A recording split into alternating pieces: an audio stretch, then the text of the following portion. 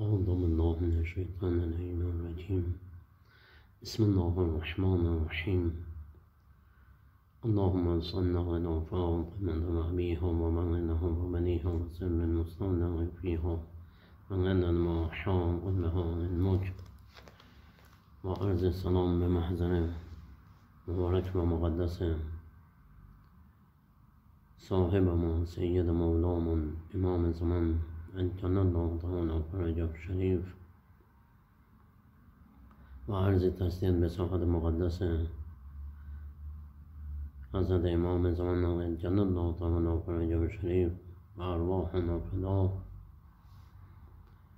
وعرض تسليم بمحضر نائب برحقشان حضرت امام خامنه‌ای عزیز دام ظله و عرض تسلیت به همه شیعیان.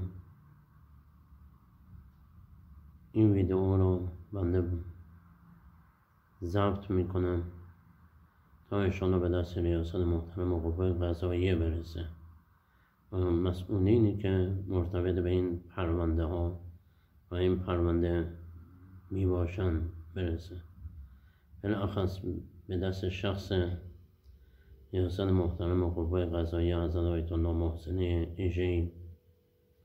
سلام علیکم حضرت آقای محسن ایژه‌ای. این جانب خلیل نادری از طلاب حوزه علمی قم که متاسفانه به خاطر فسادی که در دستگاه قضایی قم در دادگستری استان قم بر علیه بنده اتفاق افتاده. البته این نکته را عرض کنم کم نیستن قضات پاک دستی که در این نظام مقدس جمهوری اسلامی دارن کار میکنن. افرادی هستن صالح و سالم. جای تقدیر تشکر داره که هم در دستگاه قضایی و هم در دادسرای ویژه روحانیت افراد صالح و سالمی وجود دارند و ممکنه این مسائل نیستیم، اما بعضی از افراد ناصالح و ناسالم در دستگاه قضایی قم و در دادسرای ویژه روحانیت متأسفانه مشکلاتی برای مردم و بالاخص برای طلاب درست میکنن. حضرت آیت الله محسن ایژه‌ای. متاسفانه کسی هم جلوگیر این افراد نیست. حفاظت کل دادگستری استان قم در جریان پرونده بوده و هست. بازرس ویژه حضرت علی در استان قم حضرت آقای یزدی و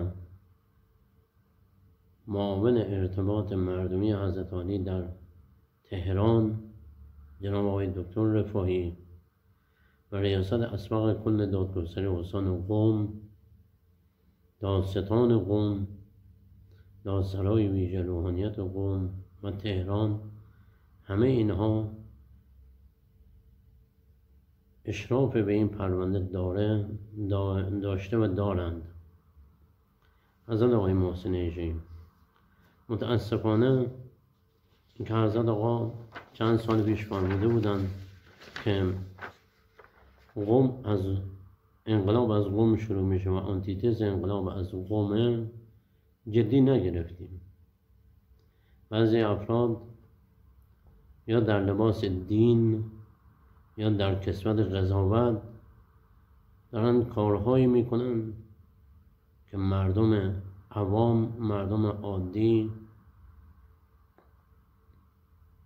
و طلبه ها رو نقره میکنن. خواهش که از حضرت علی دارم یه پاکسازی ویژه‌ای در دستگاه قضایی قم و تهران و بالاخص در دادسرای ویژه قم انجام میشه. من تمامی مدارک و مستندات رو ارائه خواهم داد و از حق خودم و زن و بچه‌م و خانواده‌ام حتما دفاع خواهم کرد و دفاع هم میکنم.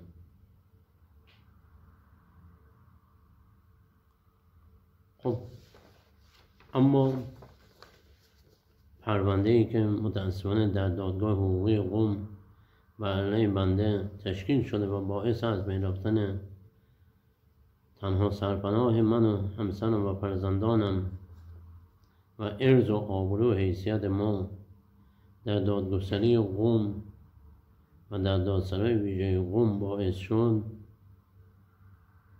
خدمت حضرت عالی عرض خواهم کرد. در تاریخ 23/12/1400 به شماره بایگانی 30/11/93 اجرایه‌ای به ناحق بر علیه بنده کشیده شد. اجرایه‌ای غلط. شخصی طلبه‌ای متاسفانه در لباس دین که عرض کردم، متاسفانه بعضی افراد آن سوء استفاده میکنن، اینجا هستش. چکی از ما داشته و طلبی که از ما داشته اون مبلغ چک نبوده. البته ایشون قرار بود تا 200 میلیون تومان به اون کمک کنه به خاطر درمان خانواده‌ام.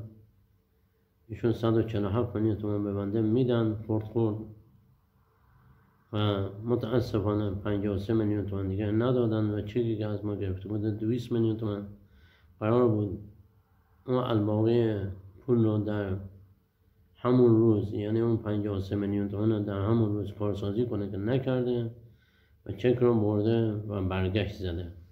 هرچند که ما چک رو نوشته بودیم وجه الزمانه در پرپراج چک نوشته بودم و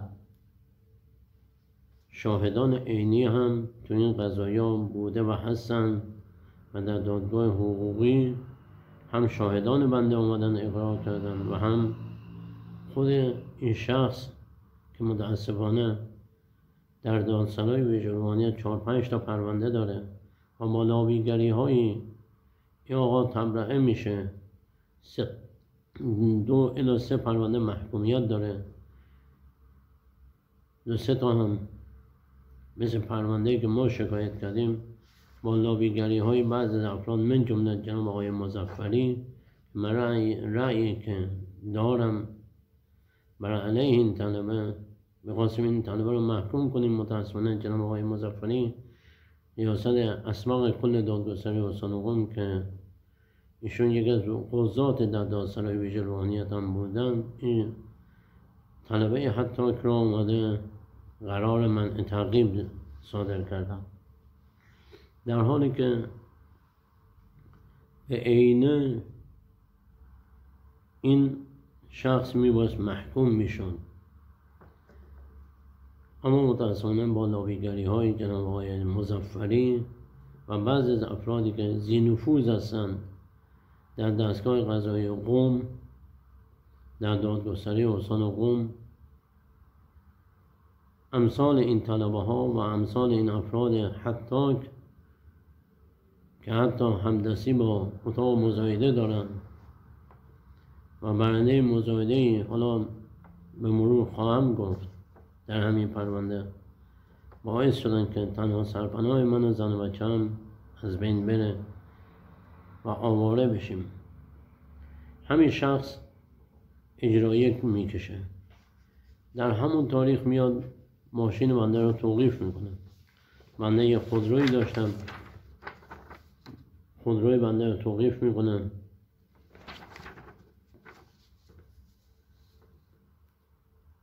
خودروی بنده توقیف میشه در سامانه سنا و در دادگستری استان قم. توقیفیش برای من پیامک اومده بود.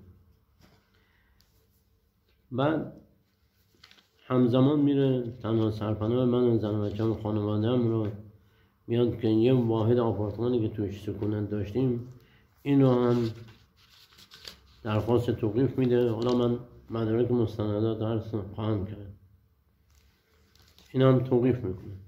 اما متاسفانه در کمال ناباوری با همدستی با سرکار خانم زارعی که یک از افرادی هستش، من نمیدونم ایشون به کجا وصله و ذی نفوذ متاسفانه و کسی هم به ایشون کاری نداشته و بعدها ما متوجه شدیم که ایشون با اینکه بر علیه ایشون اومدیم اقامه دعوا کردیم در دادسرای انتظامی قضات، یک بار با لابیگری هایی که در دادگستری استان قم پرونده به طرز دیگه فرستادن، ایشون قرار من تعقیب خورده بود و وقتی امسال بنده حقیقی نامه حفاظت کل قوه قضاییه رو مردم روی پرونده گذاشتم، باز هم با لابیگری های دادگستری استان قم دیم قرار موقوفی خورده. چرا که مدعی شدن ایشون از سمت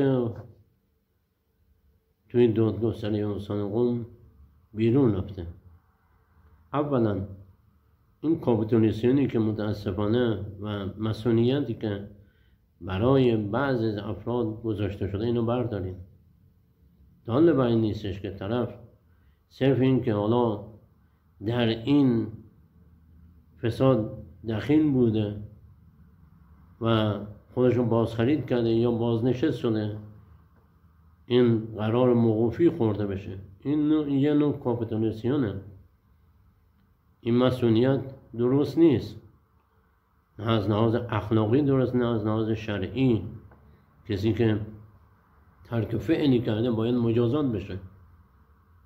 این ترک فعلها باید عقاب عتاب داشته باشه، نه اینکه طرف چون منفک شده کارش نمیشه کرد.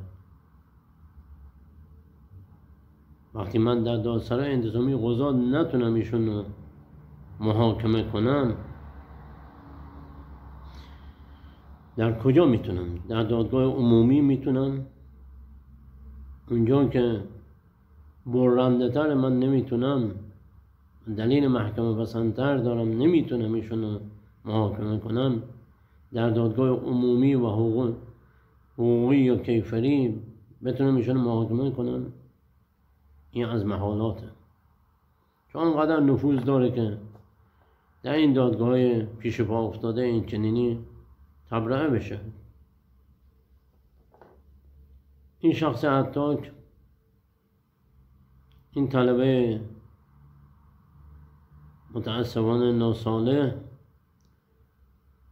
با اینکه خودش ماشین بنده رو توقیف کرده بود، خونه بنده رو توقیف کرده بود، رفته با همدستی با این خانم زارعی از ایشون میخواد در تاریخ 31/1401 درخواست میکنه حکم جلب بنده رو. میگه که من مالی از ایشون پیدا نکردم، حکم جلب ایشون داده بشه. مالاسف همین خانم زارعی در تاریخ 31/1401 دستور جلب بنده رو صادر میکنه. در همون روز دستور جلب بنده و معرفی به زندان لنگرود رو صادر میکنه.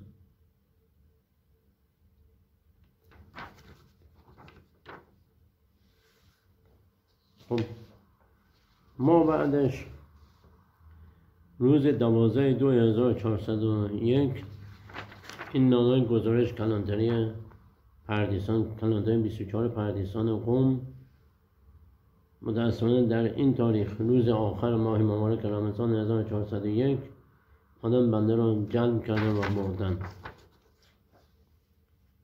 3 روز در بازداشتگاه پردیسان قم بودم. بعد از 3 روز بنده رو میارن توی دادگاه حقوقی قم در اجرا احکام. خدمت خانم زارعی میرسیم. میگیم خانم زارعی، اول اینکه بنده اومدم، شما اومدین حکم جلب بنده رو صادر کردین، این غیر قانونی بوده. چرا که شما نمی‌بایستی ورود میکردین، دادسرای ویژه روحانیت این کار می‌بایستی میکرد. ثانیاً بنده با یک کفالت و فیش حقوقی میتونم برم بیرون. با یه وضع فجیع دستبند زده ما رو بردن خدمت ایشون. رفتیم خدمت ایشون، اینها رو که عرض کردیم ایشون اکتفا نکرد.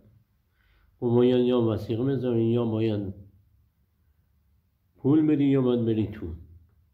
رفتیم احضار بزنیم قبول نکرد. و باید بری تو 3 ماه باید بمونی احضار تا پذیرفته بشه. اومدیم گفتیم خانم محترم ماشین بنده که در سیستم سامانه شما توقیفه، در سیستم راهورم پیامک برای من اومده توقیفی شد. این سند خونه بنده خدمت شما، اینو نهایت امر اینه که شما کفالت هم قبول نکردین، اونم که قبول نکردین، این سند خونه بنده خدمت شما. یه استعلامی گرفتن، 2 تا اخوی و مرحوم عبوی اساری اومده بودن، سند رو گرفتن، یه استعلامی زدن برای ثبت که بازداشتی داره یا نداره یا هر چیز دیگه، استعلام وضعیت سند. یه استعلام داخلی گرفتن، گفتن این سند در به خاطر یه چک 200 میلیون تومانی توقیفه. گفتیم خانم زاره چک 200 میلیون تومانی ببینیم چیه. شماره سریال چک رو نگاه کردیم، رفتیم شماره پرونده در آوردیم، دیدیم به خاطر همین چک 200 میلیون تومانی، چون ما چک دیگه نداشتیم. گفتیم این سند خونه ما توقیف، ما میخوام ببینیم. گفتن نه الا بالله، یا باید پول بدی یا باید وثیقه شخص ثالث یا باید بهتون. گفتم خانم محترم غیر قانونیه، خلاف بیان شرع و قانون داره انجام میده. گوش نکردم. به اصرار ایشون مرحوم عبوی ما از اخوی میخواد ماشین خودشون توقیف کنه. اخویمون که از شمال اومده بودن به همراه به همراه اون اخوی دیگه و عبوی مرحوم عبوی ماشین خودشون در تاریخ 15/2/1401 توقیف میکنن. باز هم ایشون شروع کرد به اذیت و آزار. یه هفته نشد از توقیف ماشین اخوی بنده، متاسفانه ابلاغیه برای اخویمون رفته ممنوع این که ماشین شما برای مزایده داره میره. ما آمدیم رفتیم خدمت حضرت آقای یزدی دستیار ویژه حضرتونی در استان قم. خدمتشون عرض کردیم، گفتیم آقا جان یه درخواست یه عریضه نوشتیم، آقا اینا همه غیر قانونی بوده، وثیقه شخص ثالث خواستن، با اینکه مال ما توقیف بوده، با اینکه فلان بوده، این حضرت حاضران ما شدیم، خواهش که ازتون داریم یه جایگزینی انجام میشه. حضرت آقای یزدی یه مکتوب به آقای منتهایی می نیستن که جناب آقای منتهایی این جایگزینی انجام بشه. خب باعث این قضیه این شده بود که وقتی ماشین اخوی برای مزایده گذاشته شد توی سامانه، یه اختلافات خانوادگی پیش آمده بود، یه متاسفانه اختلاف فیزیکی بین من و اخوی پیش آمده بود. به خاطر این قضایی ما آمدیم درخواست کردیم که لااقل یه جایگزینی انجام بشه، سند خونم دوباره توقیف بشه، ماشینشون رفع توقیف بشه که مشکلات خانوادگی مرتفع بشه. به محض که ما خونه توقیف کردیم، فرداش رفتیم خدمت جناب آقای فروخی. ایشون مکتوب در تاریخ 28/2/1401 به شماره پرونده 99 جیم 12/1401 مکتوب نوشتن پیدا مراجعات مکرر محکوم علیه و اعتراض به نحوه عملکرد اجرای احکام مدنی، پرونده اجرایی از اجرای احکام اخذ و مورد بررسی قرار گرفت. نظر به اینکه دادورز مربوطه و سرپرست اجرای احکام محترم اجرای احکام انتظارات به حق معترض را برآورده نکرده است و ملاحظه گردیدند که ملک غیر منقول وی قبلا در راستای اجرای قرار تامین خاصه توقیف گردیده است، اجرای احکام بدون توجه به این امر اقدام به قبول مال از شخص ثالث و رفع اثر از بازداشت ملک محکوم علیه کرده است و این اقدام مطابق با مقررات مربوطه نیست. لذا پرونده به اجرای احکام اعاده می‌گردد تا نسبت به ارزیابی ملک غیر منقول معرفی شده از سوی محکوم علیه اقدام و در صورت کفایت به استیفای محکوم به نسبت به بازداشت آن و ادامه عملیات اجرایی اقدام و از مال تعریف شده از سوی شخص ثالث رفع اثر کردن. این اصل نامه جناب آقای فرخی با امضای ایشون هستش در تاریخ 28/2/1401. متاسفانه این پرونده کش و قوس هایی داشته که واقعا جای تأسف حضرت آقای محسن ایجایی. در اون تاریخ اومدن فلفور اومدن چیکار کردن؟ قضیه مزایده خونه بنده را انجام دادن در حالی که هنوز رأی بدوی به بنده ابلاغ نشده بود. هیچ قطعیت رأی برای بنده نبوده. این هم گزارش پرونده، گزارش‌کار پرونده هستش که تا اینجا پیش رفته بود. متأسفانه همین شخص هرتاک میاد با همدستی زارعی میاد درخواست میکنه در تاریخ 7/4/1401 ملک بنده به مزایده گرفته، ملک بنده به مزایده بره. این شخص هرتاک طلبه به نام محسن صادقی هستش. جا داره که امثال اینجور طلبه ها خلق لباس و از حوزه بیرون میشن که واقعا دارن تو سوء استفاده میکنن. در تاریخ 7/4 میاد درخواست مزایده خونه بنده میکنه. در تاریخ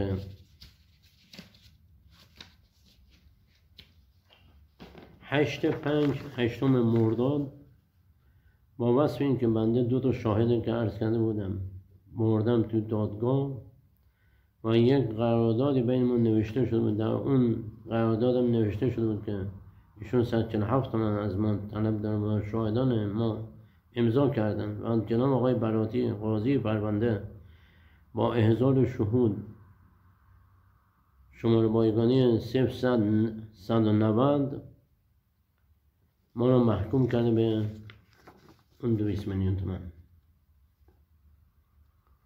ما را محکوم کرده به 200 میلیون تومان. 8 مرداد ما محکوم شدیم. 20 روز در رأی بدویه. 20 روز بنده فرصت تایید نظرخواهی داشتم. میشه 28 تا 28 بنده مهلت تایید نظرخواهی داشتم. بنده 27 مرداد دادخواست تایید نظرخواهی رو دادم. در اثنای همین قضایا بنده چند بار توقف عملیات اجرایی رو خواستم، متاسفانه نکردم. 22/5/1401 با وصف این که رأی بدوی بوده بنده تازه دادخواست تایید نظرخواهی رو دادم و هنوز رأی قطعی نشده. اومدم 22/5 ارز و آبروی و حیثیت ما رو بردن. 22/5 آگهی مزایده رو آوردن و 24/5 دم در خونمون و بلوکمون مجتمعمون همه جا چسبوندن. ارز و آبروی و حیثیت ما رو سرکار خانم زارعی و با همدستی اون طلبه نانجیب بردن. اون شخص هرتاک بردن.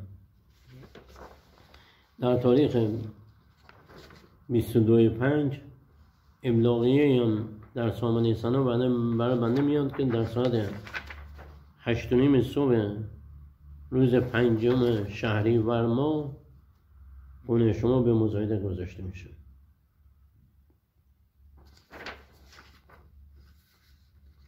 شماره پرونده 4/062 شماره بایگانی پرونده. خونه بنده رو مزایده میزنن. در تاریخ 1/6/1401 بنده خدمت جناب آقای منتهایی میرسم، رئیس محاکم و رئیس اجرای احکام دادگاه حقوقی قم. خدمت شما عرض کنم جناب آقای منتهایی، جناب حضرت آقای منتهایی، پرونده ما در دست در مرحله تایید نظرخواهی می باشد. نظر از حضرت علی میخوام که در حال مزایده می باشد از حضرت علی درخواست میکنم صدور دستور توقف نسبت به پرونده مزایده را خواهانم. ایشون به قول خودشون کتبا می نیستن که نظر قاضی محترم پرونده برسن. خب چیکار کردن؟ در تاریخ 4/6/1401 5/6/1401 مزایده برگزار میشه به صورت غیر قانونی و غیر شرعی، خلاف بیان شرع و قانون. مزایده برگزار میکنن. وقتی مزایده برگزار میشه متاسفانه شخص حتاکی متاسفانه به نام محسن حبیبی که ایشون هم صاحب نفوذ در دادگستری استان قم هست، آقای مظفری به شخص ایشون میشناسه، آقای غریب میشناسه، آقای منتهی میشناسن، اجرا احکام میشناسن، اتاق مزایده میشناسن. چرا که هر شخصی وارد دادگستری میخواد بشه گوشی موبایل گرفته میشه، اما ایشون با 2 گوشی موبایل در اتاق مزایده شرکت خواهد کرد، شرکت میکنه همیشه. و جالبتر از این که ما بعد از مزایده که برگزار شد در تاریخ 5/6/1401 وقتی به صورت غیر قانونی برگزار شد ما اعتراض کردیم، دیدیم فایده نداره. این شخص حتاک محسن حبیبی که متاسفانه اخراجی یک از ارگان‌های نظامی هم هست، هر کجا هم میشینه باشه نظامی معرفی میکنه، میگه من نظامی بودم، من فلانم، دیگه نمیگه من اخراجی نظامی بودم. این شخص حتاک با همدستی اتاق مزایده و جناب آقای مظفری و منتهی و غریب که من اینا اثبات خواهم کرد و اثبات هم کردم،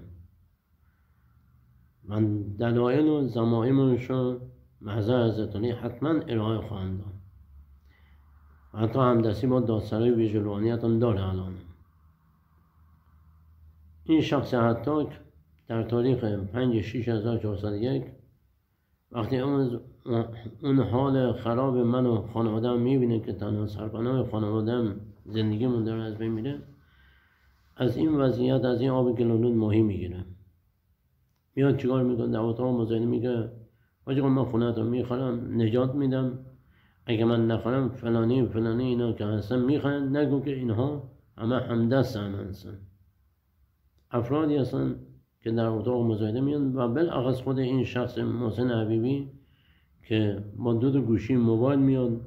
شما کد ملیشون بزنین تو سیستم، کد ملی این شخص من الان عرض خواهم کرد 03825 33453 بزنین توی سامانه خودتون که این شخص محسن حبیبی در چند تا از مزایده های استان قم شرکت کرده و چقدر مال اموال تو اتاق مزایده زد و بند کرده و گرفته و فروخته.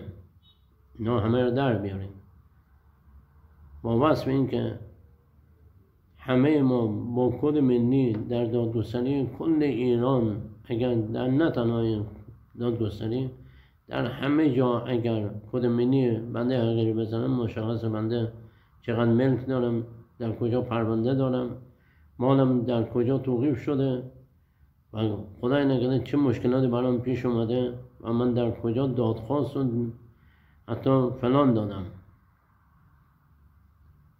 مشخصه نیاز به کتمان نیست که بعضی از همکاران شما متاسفانه کتمان میکنن، من جمله جناب خانم زارعی و آقای منتهی مظفری و غریب کتمان میکنن. در تاریخ 5/6 این شخص حتاک میاد به نیت بقول خودش به نیت خیرخواهانه میاد میگه که آقا من خونه باید برمیگردونم. ما که از نیت شما آقا خبر نداشتیم. متاسفانه میاد یه اقراری از ما میگیره، ممنون که 420 میلیون تومان تو بنویس اقرار کردم که من گرفتم، من این خونه میخوام برگردونم. 5/6/1401 متاسفانه این اقراری از ما گرفته شد. نوشته این جانب در اتاق مزایده محسن حبیبی میباشن برابر توافق بین مالک و این جانب در اتاق مزایده ایشان از بعد خرید اختیار تام در خرید ملک به این جانب دادن که پس از تکمیل وجه به ایشان عودن نمایند. قرار بود به خونه به ما برگردونه. توضیح این که از مبلغ فروش مزایده 420 میلیون تومان از بابت طلب در پرونده اعلام نمودم. من که از نیت شوم ایشون خبر نداشتم. در اتاق مزایدم ایشون ذی‌نفوذه، در اجرا احکام در کل دادگستری حقوق ایشون ذی‌نفوذه. بالاخره یاد طولایی داره، حقوق‌بازی و رندبازی رو خوب بلده. میاد این اقراری متاسفانه از ما میگیره و کار بیخ پیدا میکنه. در روز مزایده این بلا و مصیبت برام سر ما میاره. من چند روز بعدش خدمت حضرت آقای مظفری رئیس کل دادگستری میرسم. میگم آقای جان، چون به خاطر اینکه اجرای باطنه و اجرای درست کشیده نشده و صرف نظر از این اجراییه، اینکه رأی قطعی نشده، شعبه یک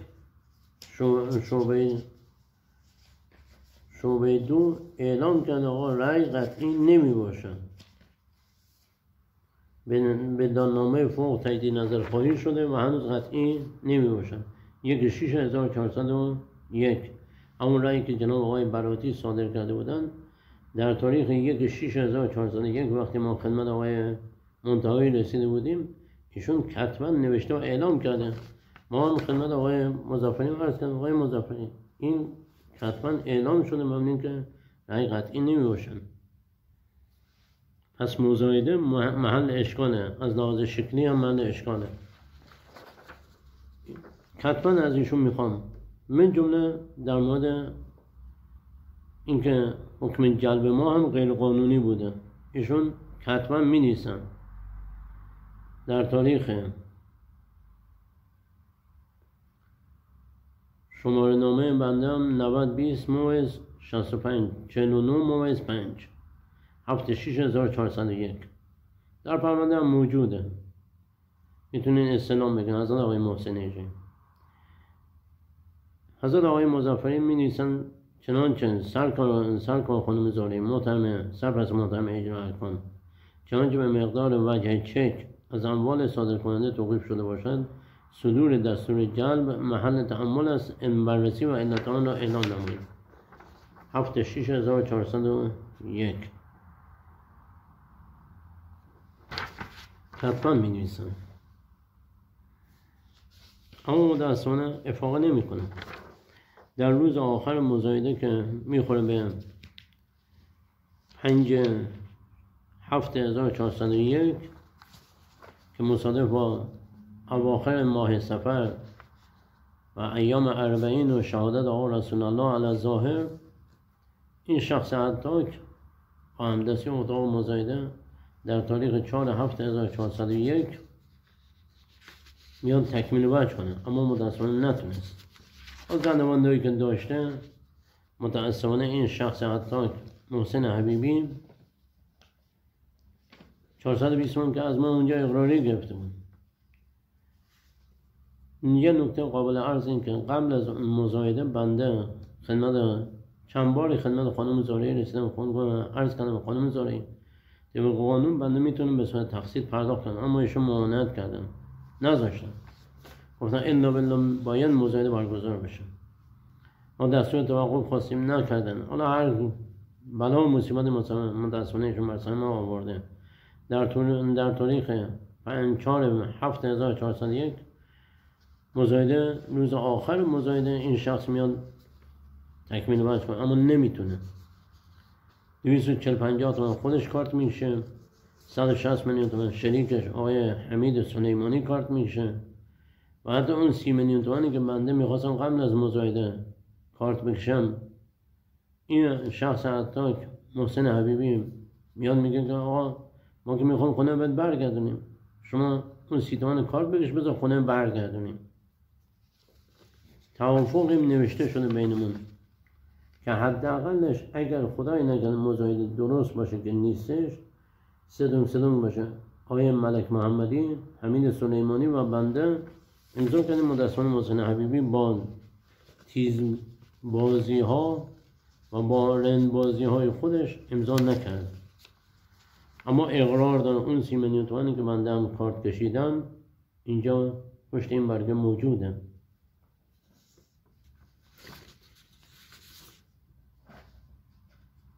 اینم 30 میلیون تومانی که بنده کارت کشیدم به اسم محسن حبیبی ثبت شده و اینم رسید بانکی بنده از صندوق دفتر تبلیغات حوزه علمی قم هستش. داده بر این که بنده این 30 میلیون تومان کارت کشیدم.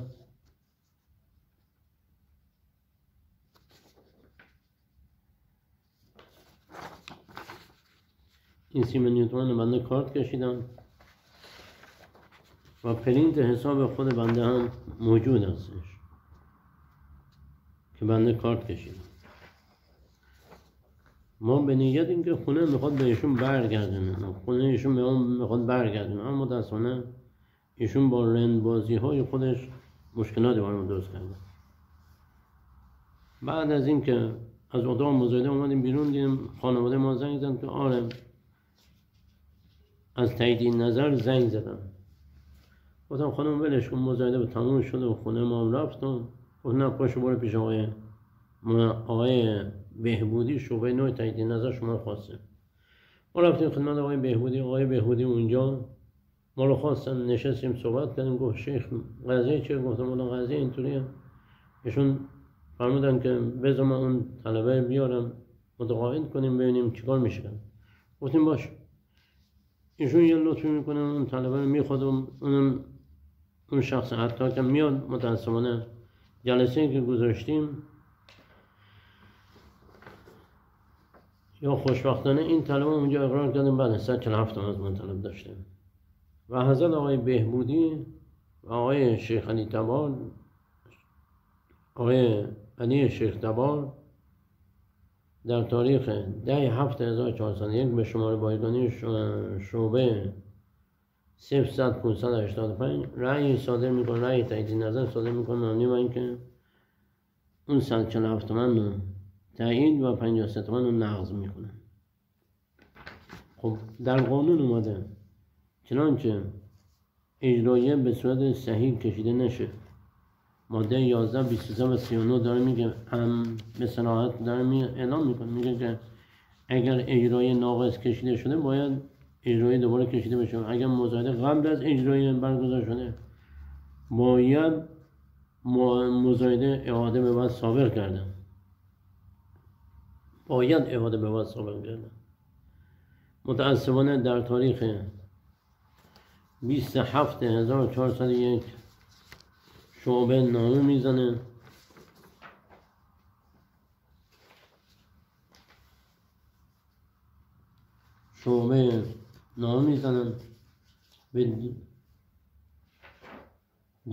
به اجرا احکام نامه میزنه به ثبت و انتقال قطعی سند ششتن به نام بنده مزایده 27/1401 خورده میشه.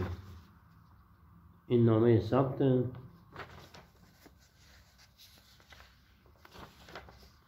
این نماینده دادستان و دادگاه رفتن سند ششتن به نام بنده مزایده زدن.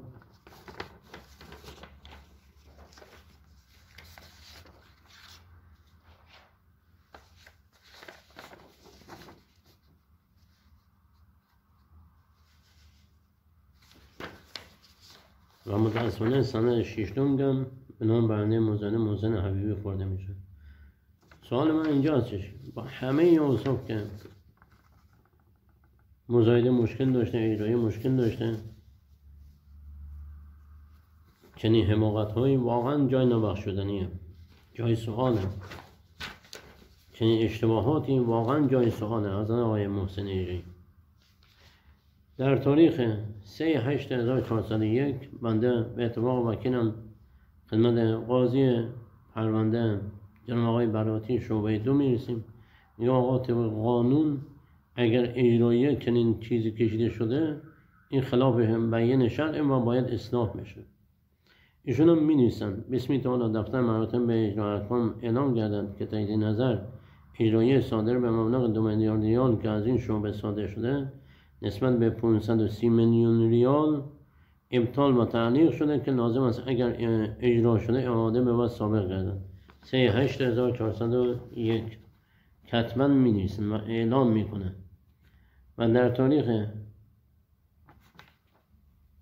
11/8/1401 حضرت آقای ملکا دفتر حضرت آقا در قم به آقای منتهی میخواد که آقای منتهی مشکل ما رو حلش کنه. متاسفانه حلش نکردن، درستش نکردن، بلکه درشتش کردن. در تاریخ 7/8/1401 هم وکیل بنده از این جناب آقای منتهی میخواد که آقای منتهی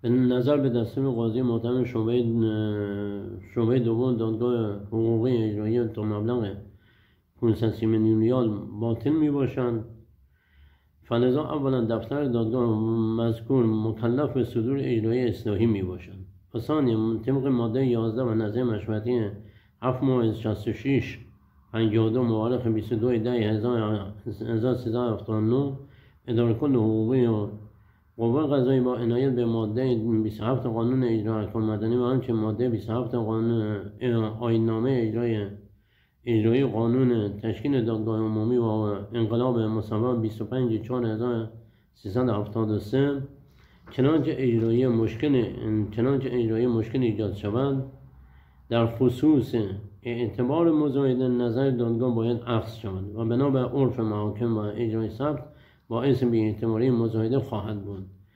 لذا تقاضای اعاده مزایده به قبل و در صدور دستورات اجرایی مجدد مزایده را از حضرت علی استدعا دارم. 7/8/1401 وکیل بنده از ایشون میخواد. اما دستانه جناب آقای منتهی هم همدستی با این آقایون کرده، با این خانم کرده، خانم زارعی با اتاق مزایده قبول نکردم. در تاریخ 5/9/1401 خدمت جناب آقای بهبودی میرسیم که قاضی تایید نظر بودن و رأی قطعی و بنافبنده صادر کردن. ایشون باز وکیل ما از ایشون میخواد که جناب حضرت آقای بهبودی به استظهار حضرت علی میرسند که موضوع ابطال مزایده تمام مزایده نیز در دادگاه بدوی شعبه دوم حقوقی و معاونت محترم محاکم حقوقی مطرح و درخواست شد، لکن با عنایت به دستور معاون محترم و ارشاد دادگاه بدوی موضوع ابطال تمامی مزایده نیز باید از طریق دادگاه تایید نظر که اعتقاد به باطل بودن مزایده دارد صورت پذیرد و البته حضرت علی ارشاد بفرمایید. ایشون با دستخط مبارک خودشون نوشتن به نام خدا حکم صادره واضح است و موضوع ابطال مزایده نسبت به اقدامات اجرایی بعدی تسری دارد. متاسفانه اینم تمکین نکردن.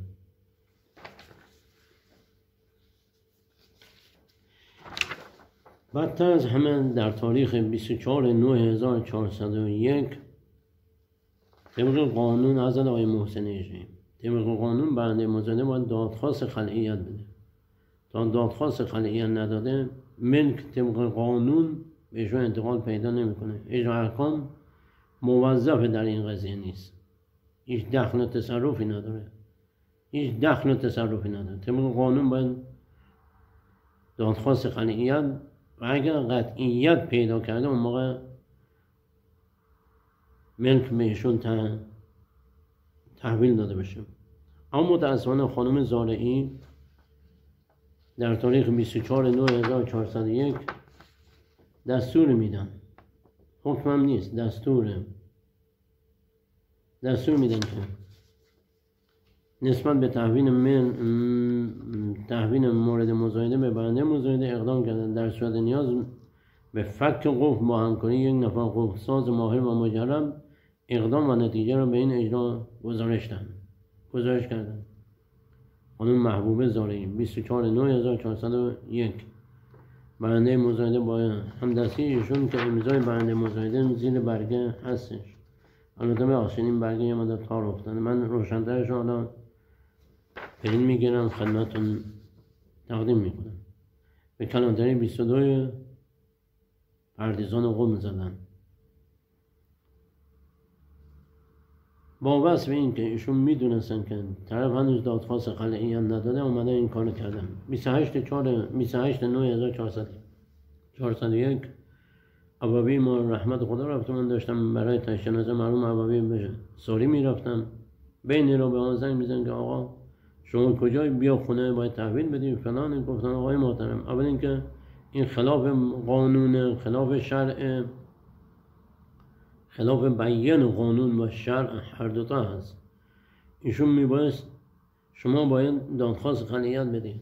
ثانیا این که من دارم میرم برای تشنازه مرحوم عبابی، برگردم اینو قضیه چیه. بعضی هفته ما برمیگردیم خدمت ایشون، خدمت جناب آقای منتقی میرسیم، خدمت خانم زارعی میرسیم، میگیم که اینا همه خلاف قانونه، شما این همه افسار گسیختگی واسه چیه؟ متاسفانه گوش نکردن.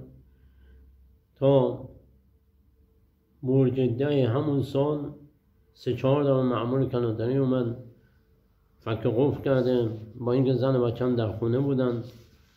نکته مهم این که بنده 2 تا استفتاء از مراجع نظام تقنین حضرت آیت الله علوی گرگانی استفتاء و حضرت آیت الله صافی گلپایگانی در مورد بحث همین ابطال اجرایی و مزایده، یه 2 تا استفتاء هم دارم. متاسفانه اعمال نکردم، من گوش نکردم و نخواهم کرد متاسفانه. ما اومدیم دیدیم نه اینا ولمیکنه این قضایا نیستن. اومدیم دفتر ارتباط مردمی حضرت علی در تهران، جناب آقای دکتر رفاعی، پیامک‌هایی که بین من و آقای دکتر رفاعی رد و بدل شده، پیامکی که من به جناب آقای غریب دادم. نکته قابل تأمل این که در اثنای همین قضایا ما به اتفاق وکیلمون خدمت آقای غریب میرسیم، میگم آقای غریب والا سلمنا، اگر ما 1 در 1000 قبول کنیم که مزایده درست باشه که نیستش، اصل و اساس مزایده و اجرایه و همه اینا باطل هستش، قضیه از این قراره طرف به اندازه 1/3 پول خونه هم واریز نکرد، همون سن 6 به نامش زدن. این قضیه اینطوری. ایشون فرمودن که من درست میگم، من پدر طرف در میارم، من فلان میکنم فلان نمیکنم، ما عشق میگیریم پلنگ میگیریم مولا قدیمیان، ما فلان کار میکنیم. گفتن که شما برین یه چند روز دیگه بیاین. ما رفتیم خدمت ایشون، دوباره رفتیم خدمت ایشون. نگو که این شخص حتی محسن عبی با ایشون سر و سری داشته که بعدها بعد از 2 سال تو دادسرای ویژه روحانیت امسال در اردیبهشت و خرداد امسال این شخص حتی محسن عبیبی اونجا اقرار میکنه که جناب آقای غریب در محل کار من میان. جناب آقای غریب ایشون چی کاره هست شما در محل کار ایشون میرین؟ شما یه داستان بیشتر یه داستانی، ایشون یه دلال اتاق مزایده کار دیگری داره. چه صنمی بین شما و ایشان هستش؟ حفاظت اطلاعات قوه قضاییه و حفاظت اطلاعات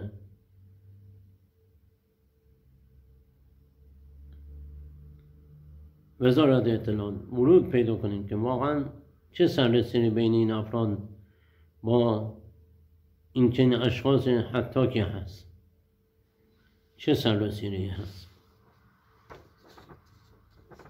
متاسفانه جناب آقای غریب برمیگرد میگه که بعد از 3 روز که رفتیم این شخص، من با وکیلم با این شخص رفتیم دفتر آقای غریب، دیدیم آقای غریب 180 درجه ورق برگشت. همین شخصی که همین جناب آقای غریب که میگم من پدرش در میام من فلان میکنم، بعد از 3 روز 180 درجه ورق به ضرر ما برگشت. و اونجا برگشت گفت که این شیخ من نمیخواستم راه بدم، کی اینجا راه داده؟ با اخم و تخم و با داد و بیداد و پاشو بریم بیرون، پاشیم بریم بیرون. این شما چرا اومدین شکایت کردین؟ شما چرا فلانین؟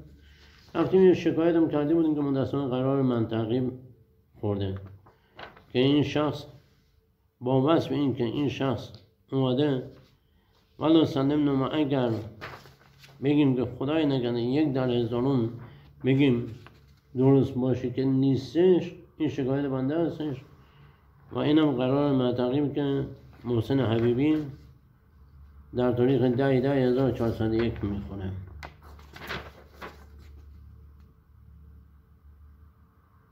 ده 1401 در این تاریخ ها عرض خواهم کرد. متاسفانه حالا کارهایی که نمی‌باید میشد شد. در تاریخ 18/10 ما خدمت حضرت آقای دکتر رفاهی سید علی اصغر رفاهی میرسیم که معاون ارتباط مردمی حضرت علی هستید در قوه قضاییه. خدمت ایشون میرسیم میگم آقای دکتر رفاهی اجرایی مشکل داره، مزایده مشکل داره، فلان شده. الانم متاسفانه این شخص حتی با هندسی اجرای احکام مأمور آورده، 3 بار مأمور آورده دم خونه که آقا خونه باید تخلیه کنی، در حالی که این آقا هنوز دادخواست خلیتی نداده. ما با ایشون صحبت کردیم، ایشون ما ارشاد کردن با یکی از قضات معروف در دفتر ایشون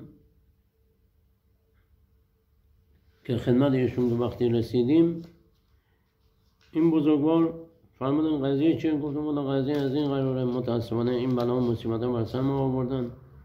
ایشون فرمودن که طبق قانون طرف باید دادخواست خلیعت بده. دکتر انوری ایشون فرمودن که طبق قانون بنده مزایده باید دادخواست خلیعت بده. ما اومدیم قم، آقای دکتر رفاهی مکتوب نوشتم به جناب آقای مظفری که آقای مظفری مشکلات بنده حقیر این طلبه سر با تقصیر اینه، اجرای ناقص، مزایده فلانه، اینا همه باید اجرا بشه. مکتوب می نویسم. متاسفانه هیچ اقدامی صورت نگرفت و 3 بار دیگه مأمور کلاندهی و همدستی خانم زارعی و این شخص حتی به در خونه آمدن تا اینکه ما دوباره باز خدمت جناب آقای دکتر رفاهی رسیدیم. ایشون در تاریخ اوایل اسفند 1401 بود که ما خدمت ایشون رسیدیم. ایشون فرمودن که من هماهنگی میکنم شما اینجا بشین. صبح ساعت 8:30 یک رو به 9 صبح در دفتر ایشون حاضر شدم تا ساعت تقریبا 8:30 شب اسفند ماه 1401 خدمت ایشون بودیم. ایشون هر بال خودشون هر 1 ساعت 40 دقیقه 2 ساعت زنگ میزن به این حضرات، گوشیبند نمیداشتن. آقای منتهی، آقای مظفری، آقای غریب گوشیبند نمیداشتن، خانم زارعی گوشیبند نمیداشتن، تا اینکه ساعت 8:30 یک رو به 9 شب ایشون اون شب زنگ میزنه. آقای غریب میگه که به این 3 بزرگوار بفرمایید که گوشی بردارن و الا من خودم صبح بلند میشم این قم. ساعت 12:30 11 شب بوده. من از تو اتوبان قم تهران داشتم میومدم سمت قم که خود جناب آقای دکتر رفاهی به همراهمون زنگ زد، گفت شیخ صبح برو پیش آقای دکتر آقای مظفری درست میشه شد. گفتیم باش. ما رفتیم یه جلسه گذاشتیم در تاریخ 10/12/1401 یه جلسه گذاشتیم با حضور زارعی، منتهایی، بنده و آقای زندانزاده که در دفتر آقای مظفری بوده. یه جلسه گذاشتیم، شرح ماوقع رو گفتیم. ببخشید قبل از اونم یه جلسه در دفتر آقای منتهایی گذاشته بودیم، آقای منتهایی بنده و زارعی گذاشته بودیم. اما در اون جلسه بنده 2 ساعت رو به آقای منتهایی تمام شرح ماوقع گفت. آقای منتهایی گفت بله خونه باید برنگردن. یه چند روز بعد مأمور فرستادن، دوباره همون کنسه این افاقا نکرد. رفتیم خدمت آقای دکتر رفاهی در همون اسفند ماه ایشون دستور داد که اونجا یه جلسه در دفتر آقای مظفری گذاشتیم، عرض کردم با آقای منتهای زارعی زینالزاده و بنده و آقای مظفری. قرار شد در اون جلسه هم چیز حدود 2 ساعت و نیم قریب به 3 ساعت طول کشید. در اون جلسه شهر ماواقع 0 تا 100 ما خدمتشون عرض کردیم. خانم زارعی کتمان میکرده، آقای منتهی کتمان میکرده، اما تمام همین اسناد مدارک و کپی پرونده بنده اونجا ارائه کردم. آقای مظفری اقناع شد و گفت بله درسته باید برگرده. گفتم برگردم هم یالم بنویسید. اون نه شیخ شما برو من 3 روز دیگه به شما جواب میدم. 3 روز شد، 5 روز، یه هفته، 10 روز، 20 روز، تا اینکه سال گذشته در ایام ماه مبارک رمضان بنده تبلیغ بودم. یک 48 ساعته مرخصی گرفتم اومدم صحبت کنم، دیدم آقای مظفری نیست. گفتن ایشون مسافرت فلانه. بعد از چند روز دوباره اومدیم شروع کردم به ایمانور که ما رو دووندن و دور زدن. در تاریخ 1 خرداد 1401 مأمور کلانتری دوباره میاد برای فک قفل. زن و بچم خانوادم در خونه بودن. بنده به خاطر کسالت والدم رفته بودم ساری یه سر بهشون بزنم. متاسفانه زن و بچم تو خونه بودن، قفل شکوندن، در حالی که فک قفل در هیچ جای قانون نیومده، در هیچ جای قانون نیومده مگر در موارد استثناء. عملیات خدای نکرده انتحاری باشه یا خدای نکرده خیلی از مسائل غیر اخلاقی باشه یا خیلی از مسائل دیگه قتل یا چیزی باشه اونجا باشه، اما در این مسائل نیست. در اینجا چیزی به نام فک قفل نداریم. قفل خونه شکوندن، وارد به منزل شدن، زن و بچه‌م جیغ و داد فریاد. ما آمدیم رفتیم خدمت آقای منتهی، خدمت آقای مظفری، خدمت آقای غریب. افاقه نکرد. در تاریخ 2 خرداد 1402 بنده دوباره برگشتم خدمت آقای رفایی. آقای دکتر رفایی قضیه از این قراره، چون این آقایون و این حضرات دارن با ارز و آبروی حیثیت ما بازی میکنن. این دادخواست خلیعتش تازه داده، یه چند روزی بیشتر نیست. هنوز نه دادگاه برگزار شده، نه رأی بر علیه ما شده، نه هیچی. ایشون فرمود درستش میکنه، فردا صبح برو پیش آقای مظفری آقای منتهی. ما آمدیم، مظفری ما راه نداد، منتهی راه نداد، هر کار کردیم دیدیم نه فایده نداره. برگشتیم به سمت تو اتوبان قم تهران داشتیم برمیگشتیم خدمت آقای دکتر رفایی که باز زن و بچه‌م جیغ و داد پشت تلفن کردن با اینا قفل شکوندن اومدن تو خونه. گفتن عجب. ما برگشتیم به سمت قم، اومدیم قم و رفتیم خدمت،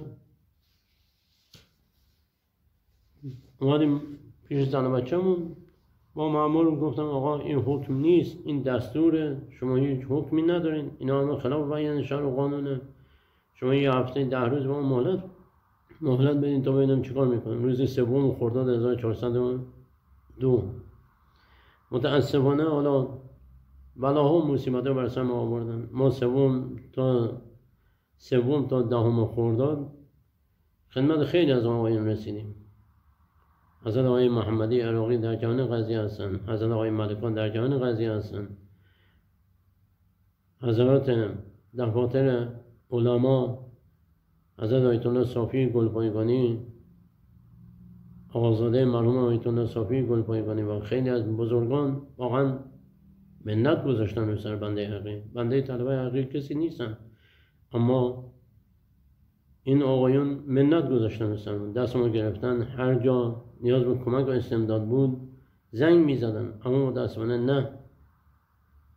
در اثنای همین قضایی این شخص حتی در دادگاه حقوقی میاد دادخواست خلعیت میده در دادسرای ویژه روحانیت. من این نکته رو عرض کنم، سال گذشته شهریور ماه سال گذشته متاسفانه ما توی خرداد ماه وقتی ما 3 خرداد خدمت این آقایون اومدن اون شیطنت رو کردن. ما بعد از اون اومدیم رفتیم خدمت آقای منتهی، گفتیم آقای منتهی پس امتحانات بچه هامونه بچه همون دارن ضربه میخورن تا روز میلاد آقای امام رضا ما از مأمور کانادا بقول ما مهلت گرفته بودیم که ما توقف بگیریم. ما 7 و 8 خرداد خدمت بالاخره آقای منتهی میرسیم. آقای منتهی میگن قضیه چیه؟ گفتم والا قضیه اینه، این دادخواست خلعیت تازه داده در دادگاه حقوقی، هنوز دادگاهی برگزار نشده، هنوز رأی به علیه بنده صادر نشده، اینا خلاف بیان شرعه. صرف نظر از اینکه اجرایه مزایده همین باطله، ایشون به چه دلیل با چه عنوانی دان اینجور افسار گسیخته پیش میان جناب خانم زارعی و این شخص حتاک. ایشون فرمودن یه درخواست بنویس. ما یه درخواست نوشتیم در حضور جناب آقای کاظمی مسئول دفتر جناب آقای منتهایی. ما یه درخواستی می‌نویسیم. این نامه‌ای که عرض کردم دوم خرداد خدمت آقای دکتر رفاعی بودیم،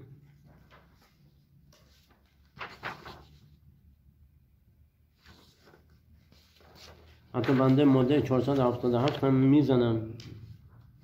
متأسفانه جناب آقای مظفری ردش میکنن، با اینکه استفتاء 2 از مراجع هم داشتم، جناب آقای مظفری ردش میکنن 477 بنده رو.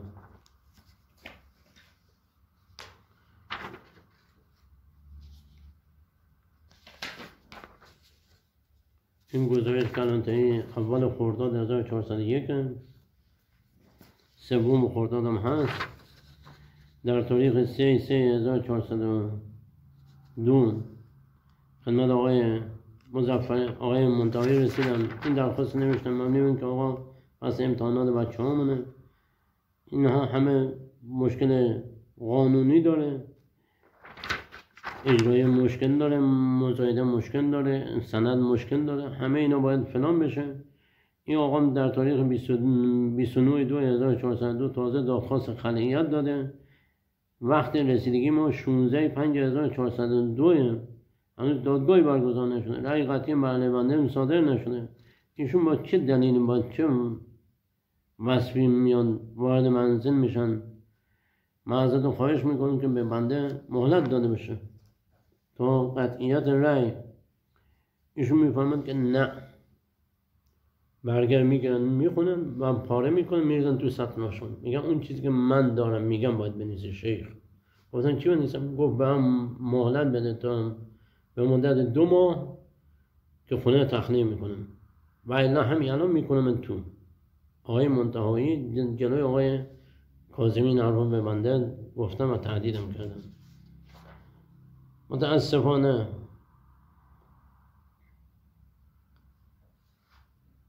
بله، حتی به ایشون عرض کردم که آقا حداقل سلم که خونه مال منه. این 3/3/1402 این درخواست اولی که مدرسون آقای منتهایی گرفته بعدش پاره کرده. کپیش من گرفته بودم همون روز همون لحظه رفتم یه کپی گرفتم بهشون تا ایشون بیاد بیرون بهشون بدم. این درخواست بنده هستش و این درخواست دومی که ایشون گفتن که تا این تاریخ باید تخلیه کنی، طبق نظر من باید بشه. هیچی، ما اومدیم چیکار کردیم؟ در تاریخ اون تاریخ ما درخواست نوشتیم، اینا آمدن یه چند بار اومدن دم خودمون نذاشتیم تا اینکه سال گذشته بعد از 7-8 ماه از فوت مرحوم ابوی ما یه سری رفتیم به والده بزنیم، چون ایام عید هم که نتونستیم بیرون بریم جایی بریم. زن و بچه 1 ساعت تو خونه محبوس بودن از ترس اینکه اینا شیطنت کنن فلان باشه. ما سال گذشته بلند شدیم رفتیم یه سری به والده بزنیم، چون اخویامون زنگ زده بودن که حال والده زیاد خوب نیست، شما برسون خودتون. ما رفتیم یه سری به والده بزنیم. متاسفانه این شخص حتاک با همدستی جناب آقای منتهایی و دستوری که به غلط خود آقای منتهایی صادر کردن در سامانه هم موجود هستش، همون دستور غلط خانم زارعی رو ایشون تکرار کردن. ممنون که ملک تحویل برنده مزایده بشه. خب من و زن بچه‌م تو خونه نبودیم، فیلم دوربین مداربسته هم موجوده. مأمور کلانتری خاطی، سروان توحیدی، جناب آقای رادان، شما هم ورود پیدا کنید. کم نیستن افراد پاک دستی در نیروی انتظامی و فراجان. اگر این افراد خاطی مثل توحیدی واقعا دارن گستاخانه عمل میکنن، گوش اینا باید بریده بشه و اینا از این دستگاه پاک فراجا بیرون رانده بشن تا خدای نکنه مستمسکی برای خیلی از افراد نشه. من اگر بخواهم تمام اسناد رو میکنم. تا اینجا به حرمت حضرت آقا سکوت اختیار کرده بودم، اما من بعد سکوت شکندم. حضرت آقا سرت سلامت. اگر که شکنند سبوی سر خم به سلامت. تا اینجا هم به خاطر وجود حضرت علی و خون پاک شهدا سکوت اختیار کرده بودم، اما الان من عذرخواهی میکنم از محضر حضرت علی. متاسفانه بلایی بر سر ما آوردن که عرض خواهم کرد. 5 ماه من و زن بچه‌م در به در و آواره ایم. در تاریخ شهریور سال گذشته فیلم دوربین مداربسته، بلوک ما دوربین مداربسته وصله و دوربینش هم دستگاهش هم در خانه بنده هستش. ما تو خونه والده نشسته بودیم تو روستا، یه گوشیم پیام اومد، گوشی وا کردیم دیدیم دوربین مداربسته پیام داده. وا کردیم دیدیم متاسفانه مأمور خاطی کلانتری با این شخص اتاک محسن حبیبی اومدن دم در خونه با وصف این که زنگ زدن، رفتن کولر آبی دست کردن، دیدن کولر گرمه خاموشه، زنگ زدن در آکاردونی بسته، قفل کتابی روش خورده، اومدن قفل شکوندن. مأمور کلانتری کلاش گذاشت جلوی دوربین، قفل شکونده، وارد به منزل شدن و اومدن متاسفانه چرا که نمی‌بایست میشد شد. اومدن چیکار کردن؟ ورود به منزل کردن. ما شبانه برگشتیم، اومدیم دیدیم در آکاردونی بازه. رفتیم تو خونه تقریبا ساعت 1 و 2 نصف شب بود. رسیدیم دیدیم قضیه اینطوریه، در آکاردونی بازه. کلید در رو داشتیم، کلید در خونه داشتم، خب باز کردن رفتن تو خونه. اومدن رفتم تو خونه دیدم وسیلات دست خورده. دیگه ساعت اون موقع نیمه شب زنگ نزدیم به کلانتری که بیا صورت جلسه کنه. متاسفانه فردا صبحش این شخص اتاک با این مأمور کلانتری خاطی میاد دم در خونه، میگه آره شما تصرف عدوانی کردین، شما به چه دلیل وارد به خونه کردین؟ گفتم این سند خونه منه، حداقلش سند خونه مال منه. ثانیاً شما وارد به عنف کردین، اینجا نه تصرف عدوانیه نه وارد به عنفه. چرا که من تو خونم داشتم زندگی میکردم. هنوز رأی بر علیه بنده صادر نشده در مورد تصرف عدوانی یا خلعیت. اومدن با این مصیبت و بلایی که بر سر ما آوردن، این شخص اتاک با همدستی مأمور کلانتری میرن تو دادسرای ویژگانه مبنی بر با اون صورت جلسه قضایی که خودشون نوشتن و آقای منتهی امضا کردن، بردن در دادسرای ویژه گذاشتن به جرم تصرف عدوانی و ورود به عنف. متاسفانه در اینجا تازه پرونده بدتر شده. اومدن بر علیه بنده اقامه دعوا کردن مبنی بر تصرف عدوانی و ورود به عنف. قاضی متخلف شما در دادسرای ویژگانه جناب آقای امیری در نهایت ناباوری بنده رو محکوم به تصرف عدوانی و ورود به عنف میکنه.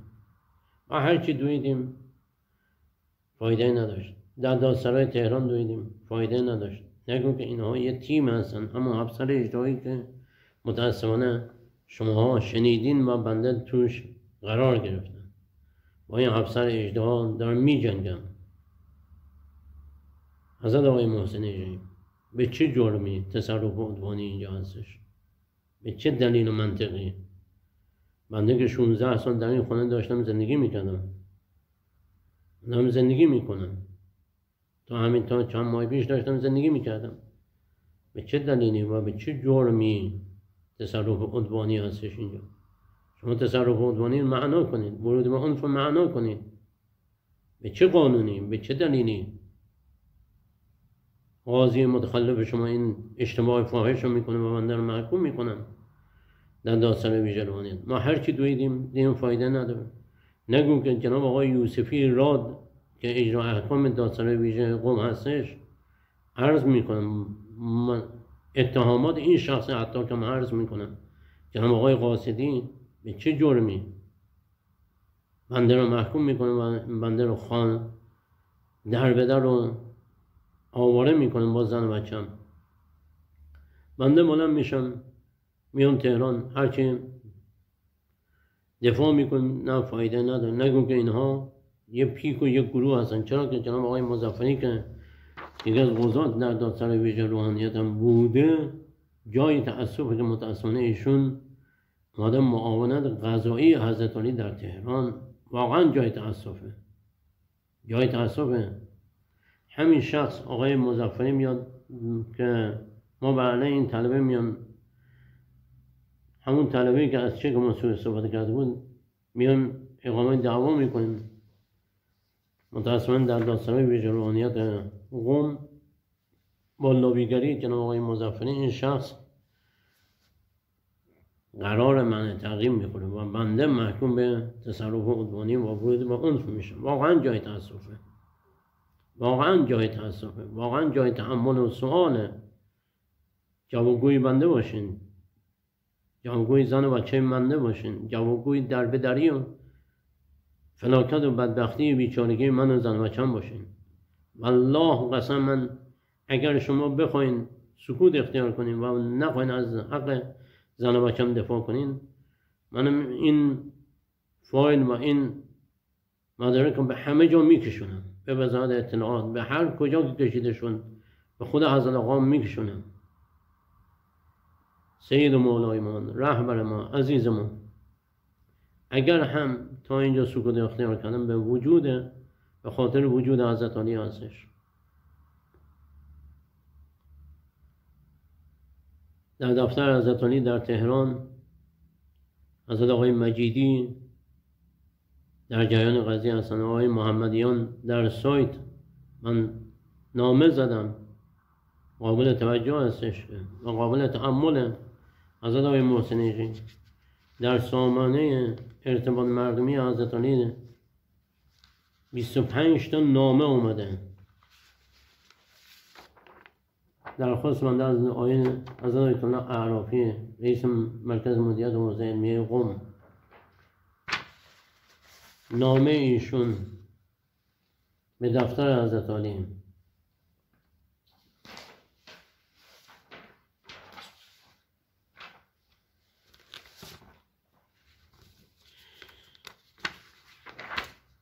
حضرت آیت الله سیفی مازندرانی به دفتر حضرت علی در دادسرای ویژه روحانیت تهران که 25 تا نامه حداقلش از شورای سیاستگذاری ائمه جمعه، دفتر حضرت آقا، دفتر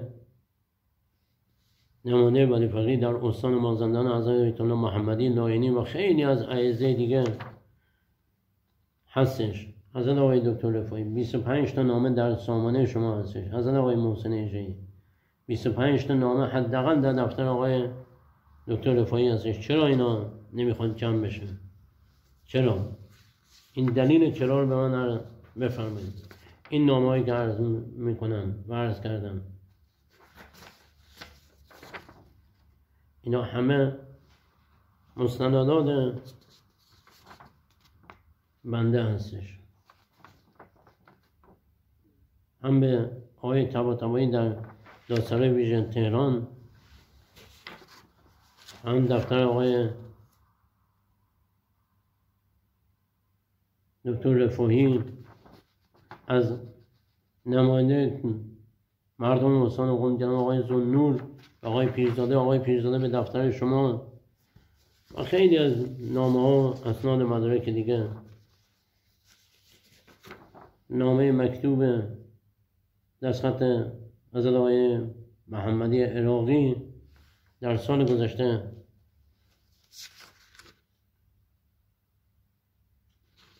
تا به اینجا کشیده شد که متاسفانه اون چرا که نمیبایست اتفاق میافتاد اتفاق تلختر از اینجا هستش که بنده وقتی خدمت آقای مظفری میرسم میگم آقای مظفری قضیه از این قراره. در سال گذشته ایشون به قول خودشون این درخواست بنده از آقای مظفری هستش که آقای مظفری بچه هم دارن آواره میشن، زن و بچه هم دارن آواره میشن، ایشون به اصطلاح یه نامه زنن به آقای قاصدی دادسرای ویژه قم که متاسفانه نگو که اینا همه فقط سوری بوده و هست. تا به اینجا کشیده شد که متاسفانه آنچه که نمیبایست اتفاق میافتاد در نهایت اتفاق تلخ بدتر از همه افتاد. ما امسال هرچی دویدیم از خودمون اومدیم دفاع کنیم دیدیم فایده نداره. در تاریخ اردیبهشت امسال رأی بدوی خلعیت به ضرر بنده صادر شد. ما اومدیم گفتیم ولشون فدای سر زن و بچه‌مون، حتی اگه صدم شده بیان بفروشیم شر این قضیه رو بکنیم راحت شیم. 5 تا مشتری بردم تو دادسرای ویژه قم خدمت آقای یوسفی راد در جهان قضیه هستش، حفاظت دادسرای قم در جهان قضیه هستش، خدمت خود آقای یوسفی رفتیم، خدمت آقای قاصدی رفتم، دادستان ویژه قم که واقعا جای تأسفه. خواهش ازتون دارم شدیداً با شخص آقای یوسفی راد برخورد بکنید و ایشون اصلا صلاحیت در دادسرای ویژه نداره. به چه دلیل ایشون؟ بنده وقتی مشتری میارم تو دادسرای ویژه رانیت میاد طرفداری از اون برنده مزایده کلاش میکنه که با وصف این که همه این مسائل میدونست و آرای قطعی توی دادگاه حقوقی و همه این مدارک مستند بهشون نشون دادم، ایشون زیر بار نرفت. مشتری آوردیم، مشتری رفتیم بفروشیم. حتی یه مشتری 4 تا شاهد دارم در دادسرای ویژه مشتری آوردم صبح ساعت 7 صبح آوردیم تو دادسرای ویژه قم معنی که بفروشیم خونه رو. صدم فدای سر زن و بچه‌م این همه ضرر کردیم، این همه داریم اذیت میشیم، فنشون فدای سر زن و بچه‌م. ایشون کارشکنی کردن نذاشتن با همدستی برنده مزایده گفتن الا بالله یا باید بخری یا باید بفروشیم. گفتم میفروشیم. ایشون میفروشیم، منم میفروشم. و مشتری ما آوردم، مشتری توی دم در منتظره اوکی بده. ایشون گفتن که اونجات المصر باید بدیم. گفتم آقا اونجات المصر محکوم شدم به 13 تومن، اصلا بگو 20 تومن، بگو 30 تومن. 30 تومنی که من توی دادگاه حقوقی کارت کشیدم هستش روشش، اون 30 تومن. نه فلانه شما باید 50 تومن بدیم. گفتم آقا 50 تومن فدای سر زن و بچه‌م، 50 تومن اونجات المصر کم کن، بقیه پول بده، من میخوام برم بیرون. مشکل نیست.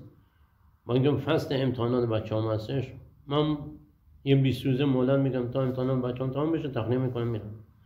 وقتی اومدیم بیرون هرچی دویدیم دیدیم فایده نداره. متاسفانه شروع کردم به اذیت و آزار. متاسفانه با همه این اوصاف تا به اینجا کشیده شد که متاسفانه ما اومدیم این آقا رو مسکوتش کنیم، نذاشتن تا اینکه اومدن هر کار کردیم که این آقا رو یه جوری ساکتش کنیم، این معاملش کنیم، دیدیم فایده نداره. شروع کردیم به اذیت و آزار تا اینکه اون روز با هزار بدبختی اومدیم بیرون. وقتی اومدیم بیرون آقای یوسفی راد و برنده مزایده شروع کردن به اذیت و آزار. در تاریخ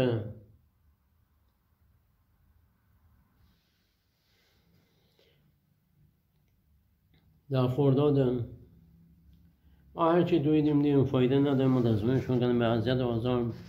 در اون روز ما هر کاری کردیم که ممنون که آقا قضیه اینطوریه، اینا هم غیر قانونی، خلاف بیان شرع و قانون آقای یوسفی را نذاشتن، گفتن این رو باید تخلیه کنیم فلان باشه. ما آمدیم دوندگی کردیم، دیدیم فایده نداره، تا اینکه توی تیر ماه 1403 امسال به حمدالله ما اون در مورد خلیعت بدوی که بر علیه ما صادر شده بود اومدیم تایید نظر خواهی کردیم. هنوز رأی قطعی نشده بود در دادگاه حقوقی، اما الحمدلله در تاریخ 17/4/1403 درست چند روز مونده بود به شب تاسوعای آقا عبدالله، رأی قطعی به نفع ما صادر شده در مورد خلعیان. در این پرونده که الحمدلله به شمردارنامه 11/2737، حالا قبلش من نمی کنم چون طولانی هستش، آقای عبدالرضا نعمت اللهی، آقای جمال ضابطپور و آقای قریشی، این سه عزیز بزرگوار برگشتن گفتن که اگر شما این مدعی هستیم به برنده مزایده که شما دادخواست خلعیت 6 دادی، چطور در جای دیگر اقرار کردی که سدونگه؟ اگر سدونگه سنه 6 تو دست شما داره چیکار میکنه؟ اگر 6 که سدونگ چرا اقرار کردی؟ با همه اوصاف متاسفانه در روز 11 محرم امسال اون چرا که نمی‌بایست اتفاق میافتاد افتاده.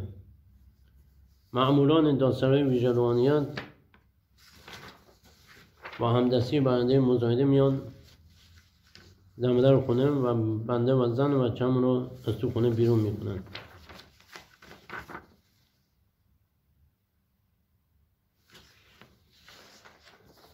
و خونه رو پلم میکنن و من و زن و بچه‌م رو آواره میکنن.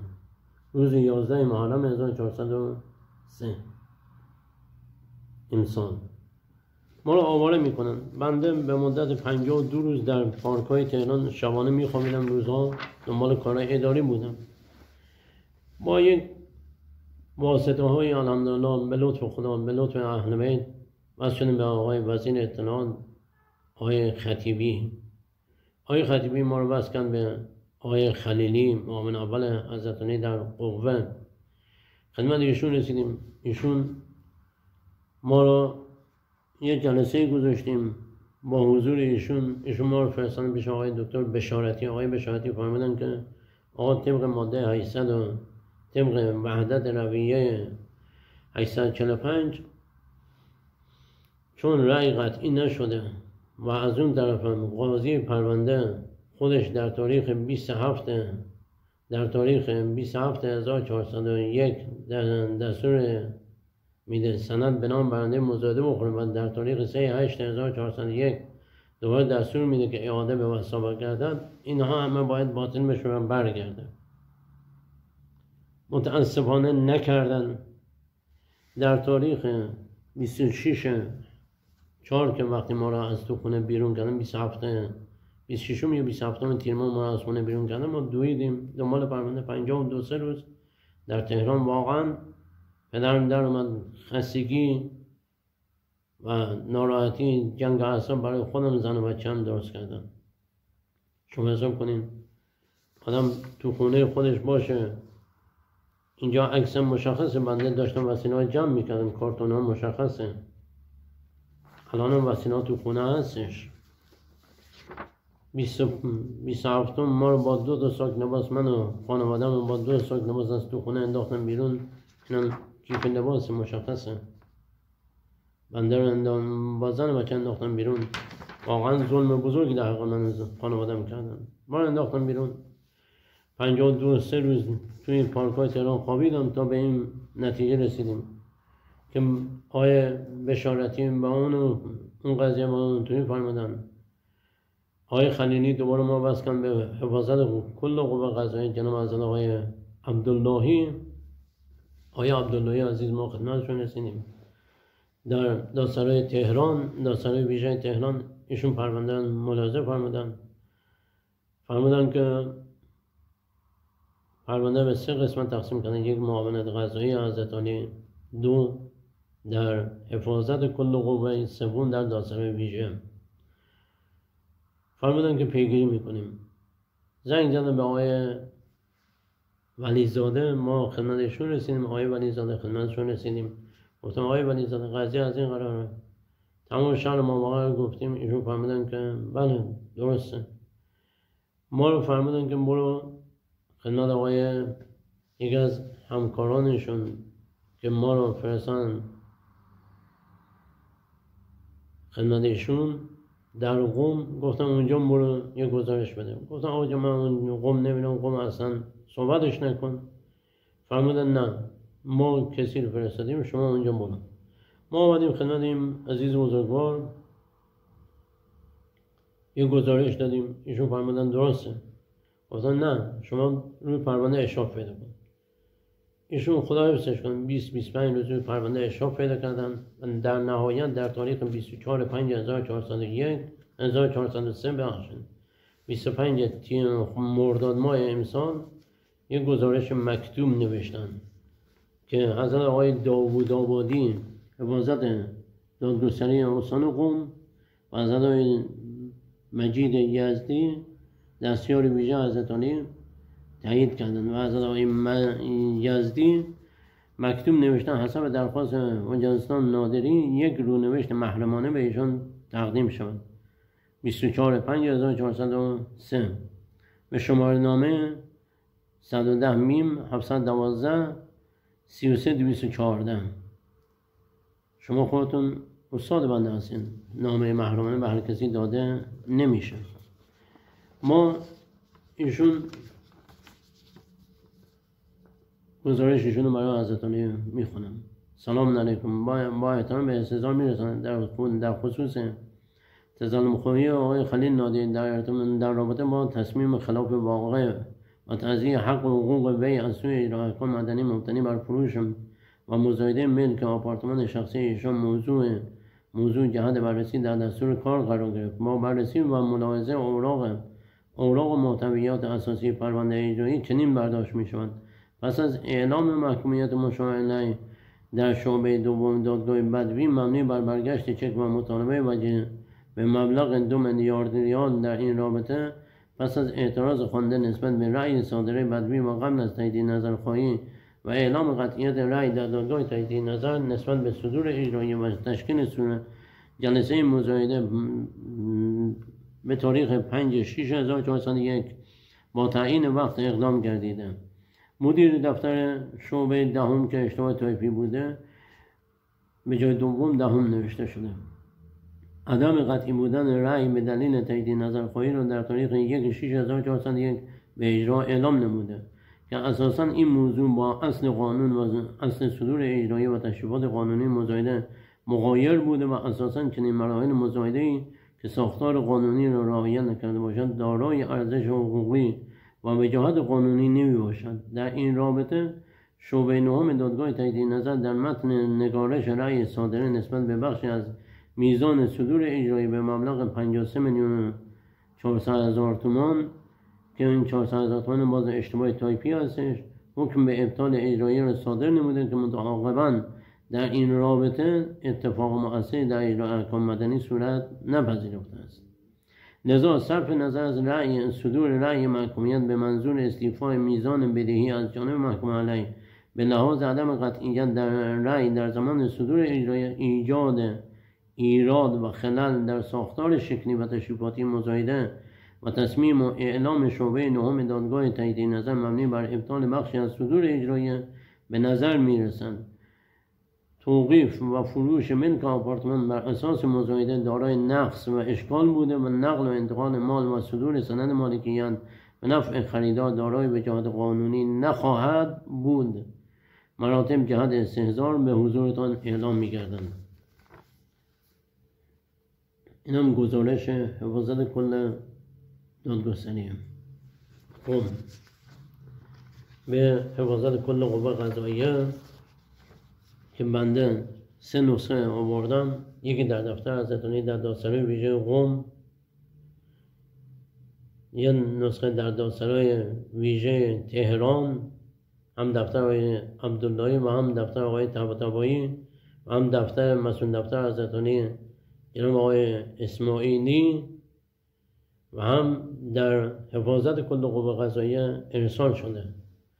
سوال بنده اینجا هستش حضرت آقای محسن اجایی با وصف این همه مکافات و موضوعات و آرای قطعی و نظر حفاظت کل قوه قضاییه، آقای یوسفی ایراد و آقای قاصدی چه ارتباطی با برنده مزایده دارن؟ چه ارتباطی با برنده مزایده دارن؟ و آقای طباطبایی چرا نگذاشت، توقف ندادن؟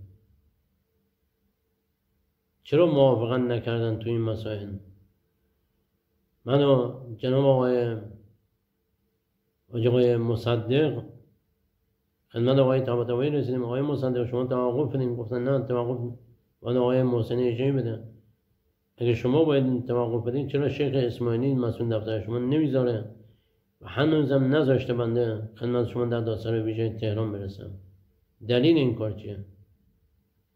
جز کارشکنی جناب آقای قاصدی آقای یوسفی ایراده؟ جز تبانی بین این افراد چیز دیگه ای هست؟ حضرت آقای محسن اجایی تمام زندگی ارز و آبرو و حیثیت من و زن بچه‌م رفته، مالم رفته. 5 ماه تمام از 26م 27م تیر ماه تا به حال بنده و زن و بچه‌م آواره ایم.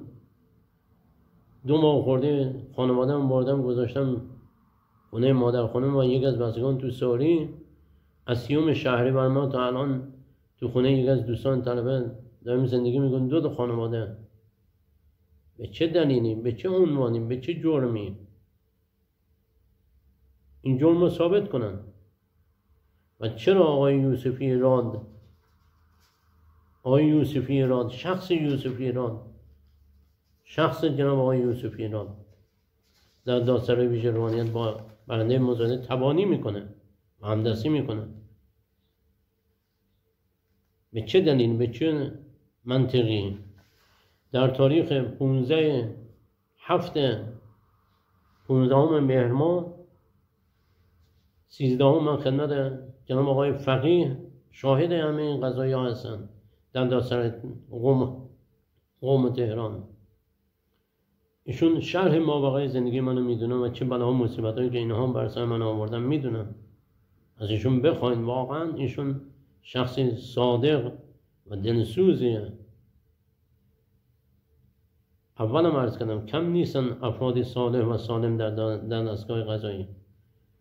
این عزیز بزرگوار خدمتشون تماس گرفتم، گفتم آقای فقیه بزرگوار بچه هم باید مدرسه برن، دخترم دانشجوی باید برن دانشگاه. امسال وقتی اومدم خونه پلان کردن تمام وسیله ها تو خونه هستش، بچه هم از درس و بس دارن میفتن. خواهش ازتون دارم اجازه بدیم من بیام وسیله بچه ها بردارم خونه پلان بمونه تا تعیین تکلیف. ما ابطال سند زدیم تا ببینیم چیکار میشه. همه این آقای میدونن، همه این مسائل میدونن، باز به هم فشار بدن که باید ابطال سند بخوره. خب ما ابطال سند هم دادگاه زدیم، اما من میدونم لابیگری هایی میشه که نمیذارن ابطال سند بخوره. حضرت آقای محسن اجایی ورود پیدا کنین، عاجزانه ازتون میخوام ورود پیدا کنین. اومدیم رفتیم خدمت آقای فقیه. ایشون فرمودن که الان هماهنگ میکنم آقای یوسفی شما برین وسیله بچه‌ها بردارین خونه پلان کنن دوباره. حق گرفتن وسیله‌های من زن و بچه‌مو نذاشتن و نمیذارم. این آقا واقعا من میخوام ایشون خلع بشه، هم از دادسرای ویژه روحانیت و هم خلع لباس بشه. به چه دلیلی؟ به چه جرمی آقا به خودشون این همه حتاکی میدن، اجازه حتاکی میدن؟ حتی حرمت به این لباس به من زن و بچه‌م میکنن.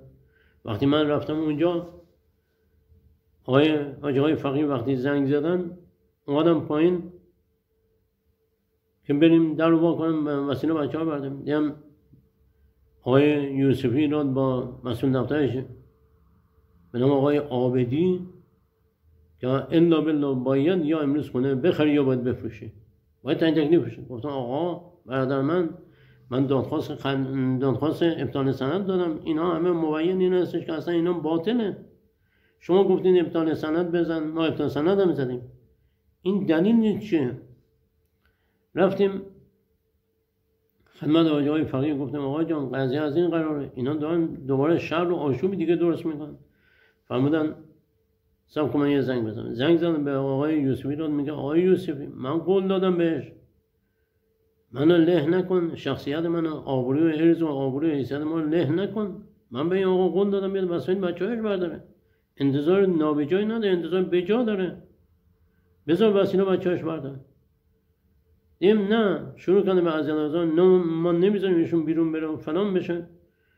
خدا آقای فقیه برگه ما رو امضا کردن، گفت آقای نادری تو رو به امام حسین برو بیرون، امروز اینا میخوان دوباره یه پرونده دیگه بر علیه شما درست کنن. ما اومدیم بیرون، یه هفته ای نگذشت متاسفانه فیلم دوربین مداربسته هم موجوده از آقای محسن ایجی. همین جناب آقای یوسفی ایراد به همراه برنده مزایده و آقای عابدی و چند از همکاران شما در دادسرای ویژه قم میان در آکاردونی وال میکنن، قفل کتابی وال میکنن، میرن تو خونه، ببخشید در آکاردونی وال میکنن، قفل کتابی وال میکنن، کلید در رو رفتن باز کنن، دیگه نمیتونن با مته و درین و چکش قفل شکون رفتن تو خونه.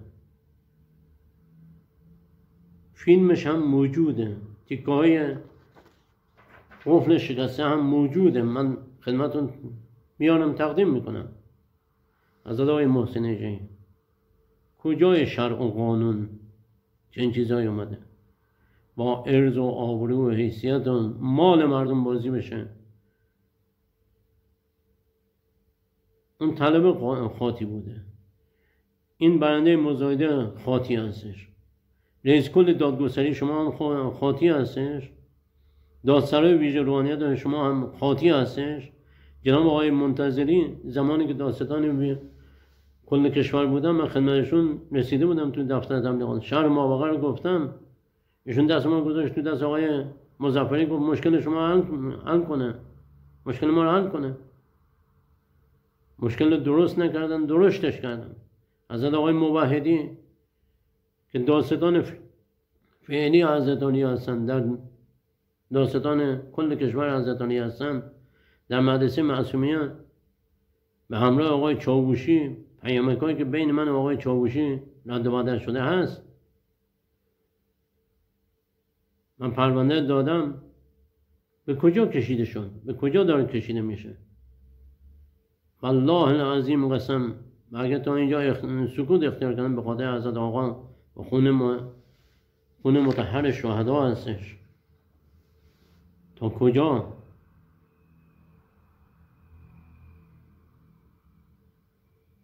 بنده جانمون، مالمون، همه فدای انقلاب و فدای حضرت آقا خواهم کرد.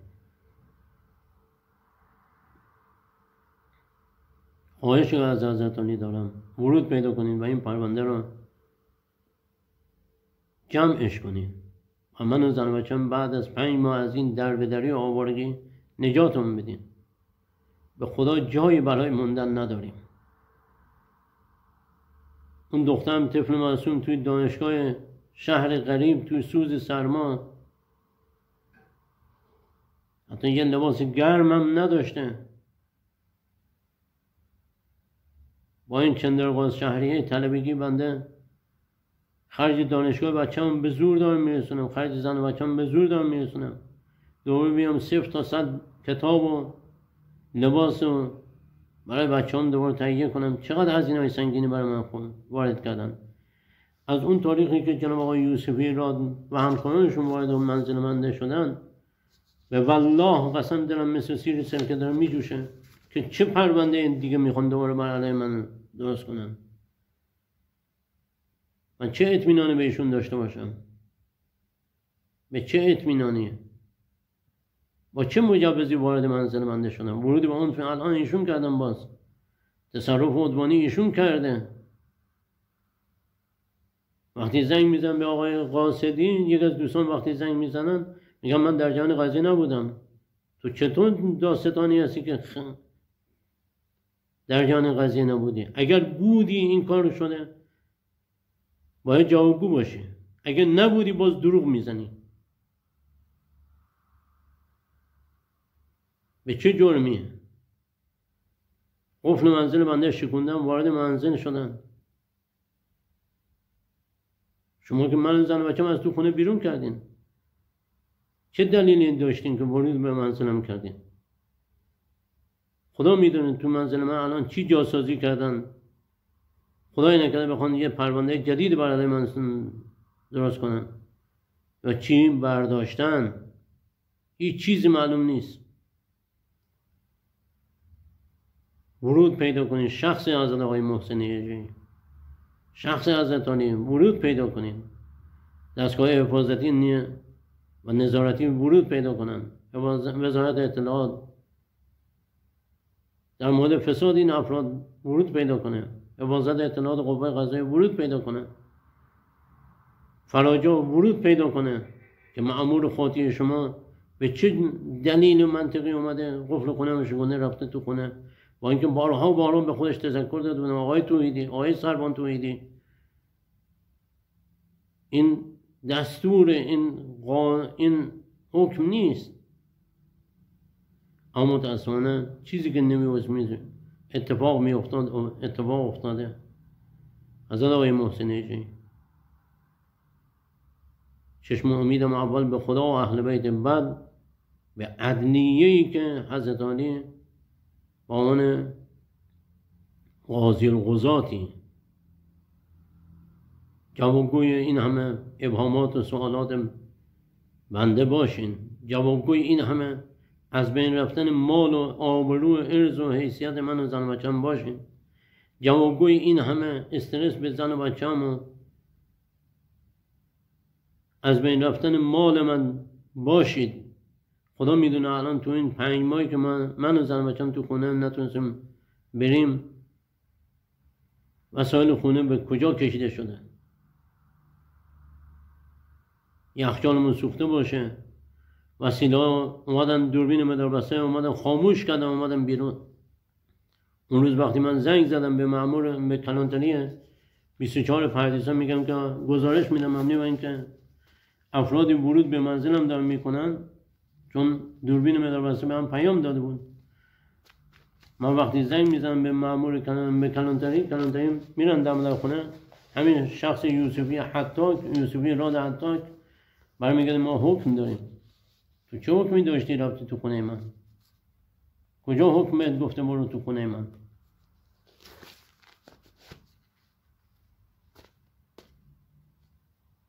به چه قانونی قفل من شکوندی رفتی تو خونه من؟ خودش شکستن و تخریب قفل خودش جرمه، چون مأمور خاطی تو فراجان نیروی انتظامی قم اومده انجام داده، سروان توحیدی، چه جنوالی آقای یوسف ایران، نه همه جرمه. جوابگو باشین و باید من اعاده حیثیت میکنم از همه شما، اعاده حیثیت میکنم.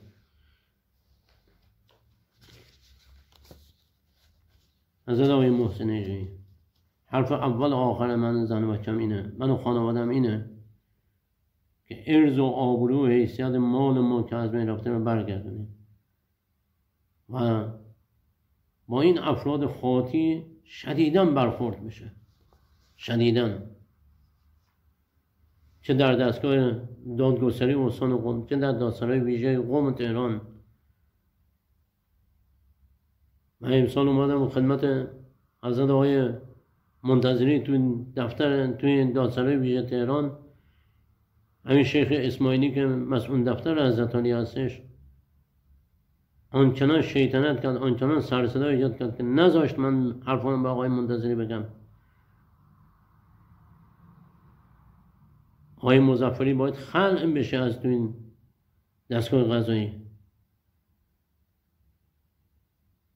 ایشون شریک در جرمه، معاونت در جرم داره. ایشون میدونه و میدونست تمام این اتفاقات.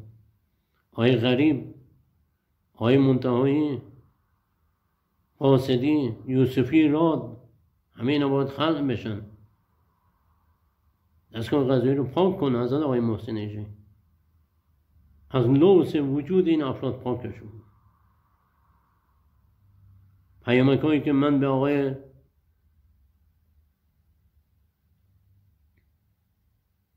مصدق دادم، ایشون در جریان قضیه هست، وزیر محترم اطلاعات، وزیر محترم دادگستری،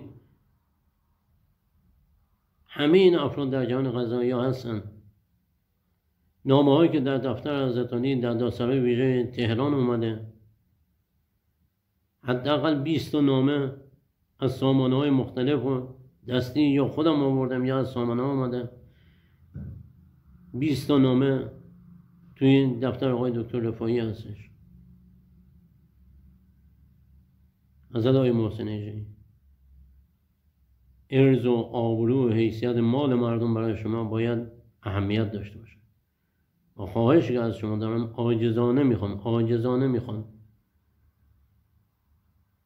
احقاق حق من زن بچه‌م بشه. مال ما رو برگردون و ارز و آبرو و حیثیت ما رو برگردون. قریب به این 3 سال بدترین سختی ها رو بنده و زن بچه‌م از سال گذشته تا الان کشیده شد. از خرداد سال گذشته تا به حال بدترین سختی ها رو کشیدیم. اگر حضرت علی ورود پیدا نکنیم، والله العظیم قسم، من این پرونده به هر کجا که نباید بکشم میکشم. تا اینجا به حرمت حضرت آقا سید مولامون، رهبرمون، عزیزمون سکوت اختیار کرده بودم. من بعد نخواهم کرد. تا حق زن و بچه‌مون نگیرم ساکن نمیشینم. السلام علیکم و رحمت الله.